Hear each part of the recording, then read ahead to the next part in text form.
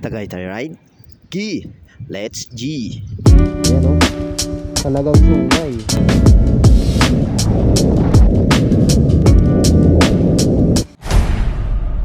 Ngayong araw nga pala ay aakit ako ng Tagaytay kasi ang tagal ko nang hindi napupuntahan yun. Nung paalis na ako, masama pala ang panahon. Kaya dali-dali ako nagsuot ng kapote.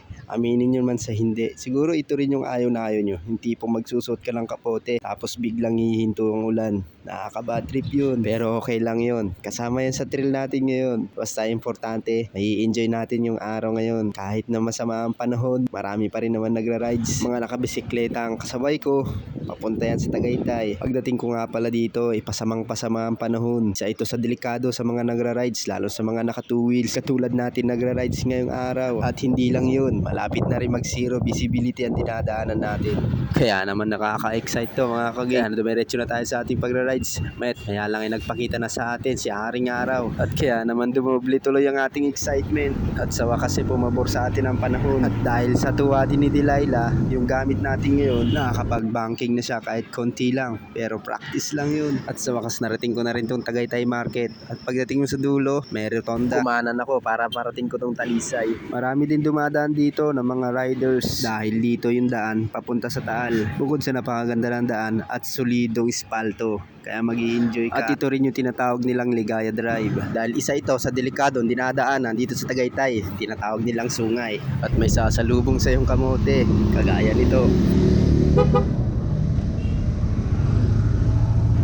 Huwag na huwag niyong gagawin yun. Talagang sobrang napakadelikado dito. Huwag na huwag kang basta-basta mag-overtake. At dito banda, huminto lang ako saglit. At para ipakita ko sa inyo ang Devil Road o ang sungay. Dumaan tayo dito sa may sungay na sinasabi nila. Ayan o, tignan nyo yung daan. Yun o, grabe o. Ang babae o, ang galing o. At bukod sa sobrang curve nito, naka-elevated pa to ng pataas at pababa. At mula dito sa kinatatayuan ko, ay matatanaw mo na ang Bulkang Taal. Sungay. Hindi pwede dito yung kakapusin yung sasakyan mo, delikado. Alright? Tara sa baba. So nagpatuloy tayo sa pagmamaneho. Marami pa rin tayo madadaan ng pa-curve na pababa dito.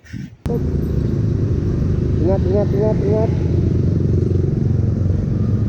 At muli ko ulit naabutan sila. Si ate parang nagdadalawang isip pa. Yung tipong dito sa nagpa-practice magmaneho ng motor. At kapag dumaan ka rito na naka-automatic scooter, ang tanging aasahan mo sa pagpreno ay ang harap at likod. At para sa mga diklats at tikambyo, katulad ng sakay natin si Delilah, kaya naman gumagamit tayo ng engine brake. So dagdag yon sa ating emergency brake. At dagdag ko na rin kapag dumaan ka dito sa Talisay Sungay, huwag ka nang gagamit ng clutch, lalo na sa pababa. At ayun na nga, narating na natin ang second view deck dito sa Talisay. Maraming humihinto dito mga riders para kumuha ng mga gandang litrato dahil matatanaw mo dito ang Taal Lake at ang Taal Volcano. Bukod pa doon, makakalangap ka pa ng sariwang hangin. Kaya masasabi kong masarap din dumaan dito. Napaka-thrill.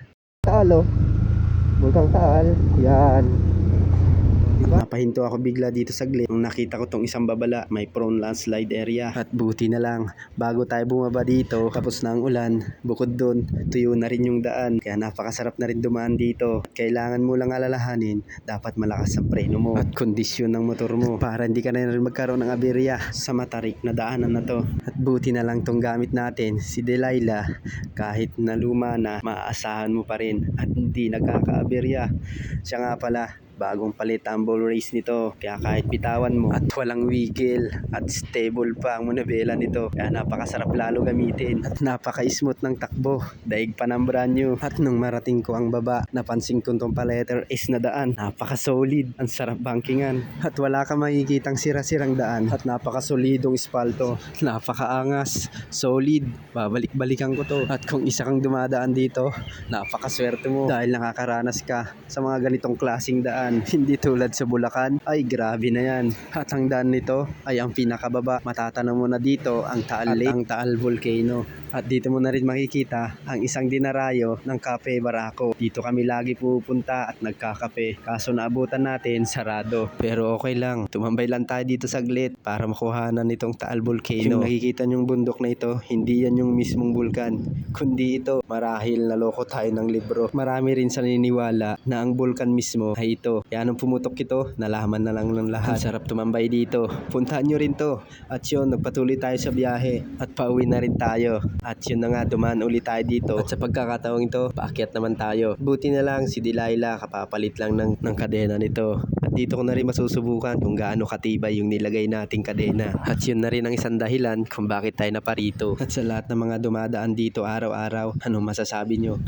At kapag hindi ka pa naman nakakadaan dito, subukan mo. Masarap dito. Mag-i-enjoy ka sigurado. Mag-iingat ka lang sa daraanan mo. Hindi basta-basta ang dumadaan dito. Iniisip ko pa lang siguro kapag dito ka dumaan ng gabi, nakakakilabot dito. Pero hindi ko pa nasusubukan yun mga kaging. Siguro next time kuhanan natin ng video dito mismo sa daan na to. At sa yun na nga, dumiretso na tayong umuwi dahil nakita natin ang langit. Sumasama na naman ang panahon. At pagdating ko nga dito sa PNPA ng Silang Cavite, mambad agad sa atin ang traffic. Tandaan nyo ba yung nag-overtake sa atin? Ayun, nakabangga siya ng kotse. So pag ganitong sitwasyon, wag kang basta-basta sumisingit. Dahil hindi natin alam na may bigla-biglang sasakyan na tatawid o di kaya naman tao. At ang isa sa dahilan kung bakit nagkaka-traffic dito, ang dulo nito ay parang imbudo. Nagiging one-way bigla. At pagkadating ko nga naman dito sa Nubali, habang traffic na naman. Ganun na nga siguro kapag ka weekend. Kaya naman binabuti na natin umuwi agad ng maaga. Kaya naman dito na tayo dumaan sa gilid ng Calax kasi dito na tayo malapit makakauwi. Maraming salamat sa panunood. Maraming salamat din sa iyong suporta. Pakipollow na rin ang aking page. Malaking tulong na yun mga kagings. Kaya para mas marami pa tayong ilalabas na videos. Shoutout na rin sa lahat na nakasalubong ko kanina. Paalam!